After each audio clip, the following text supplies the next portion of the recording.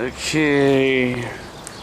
Alright there. I can call this one musical chairs. Musical chairs.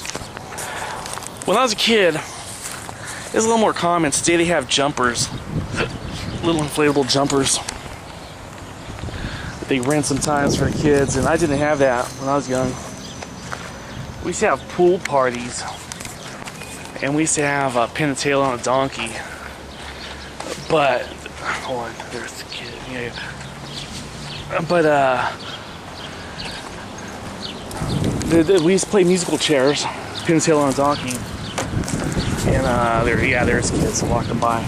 School just let out. There's a bus right there.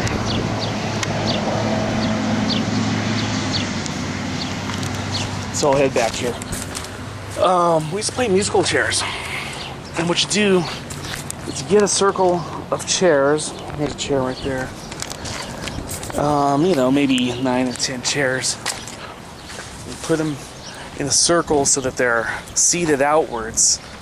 And you have one more kid than there is number of chairs. And you start playing some music. And when the music stops, you gotta jump into a chair. And the way the game is, if you didn't get a chair, because there's one more kid than there is number of chairs, you're out of the game. So they remove a kid, the one that didn't get a chair, and they remove one of the chairs, so that there's always one more kid than there is chairs, until there's just 2 kids fighting for one chair.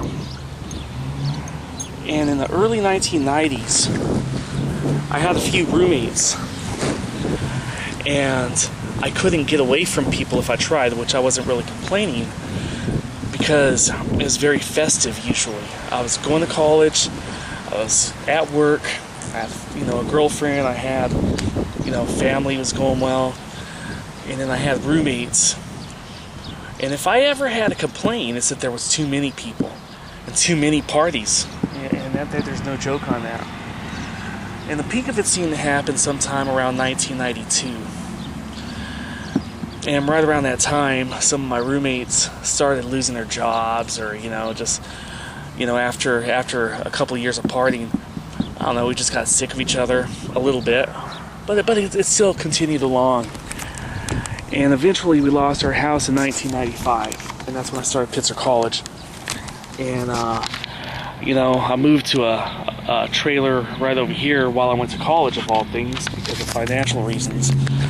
And right around that time, America Online started sending version 2.0 and 3.0 and everything to everyone's homes. And the internet wasn't just for geeks and stuff and professors and all. It was for regular kids. And I've thought to myself many a times that it felt like musical chairs. Okay, it was like musical chairs. I accidentally hit the button, so I'll try to remember that.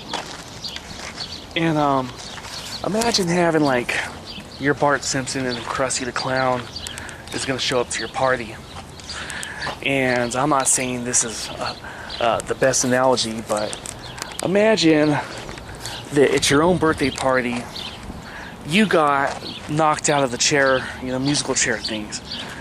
And that's right when Krusty the Clown showed up, your favorite clown or something. And you imagine if you started crying or something because you're embarrassed, oh man, I just got knocked out of musical chairs right when my favorite clown showed up, right?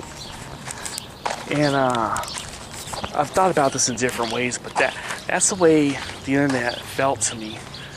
Is like, that game of musical chairs, where this is how I'm going to be remembered, If Krusty the Clown showed up 10 minutes ago, 15 minutes ago, he would have saw that I won pin and tail on the donkey.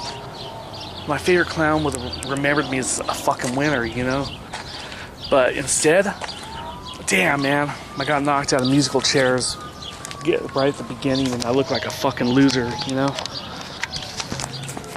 So anyhow, I'm doing a lot of processing right now on the computer. We're trying to get caught up. Homer Cocktail 24, and I'm going to go in there and do it some more. And You know, we'll talk more about this later, but that's just an analogy of how I think life was for me a little bit. If the timing was different, the timing could have been a little different, I think my life right now would be a little different. You know? Krusty the Clown comes 15 minutes earlier, 15 minutes later. Any other time except for right when you're that low point. But alright, you gotta compete with the sirens out there. Homer cocktail. Party on.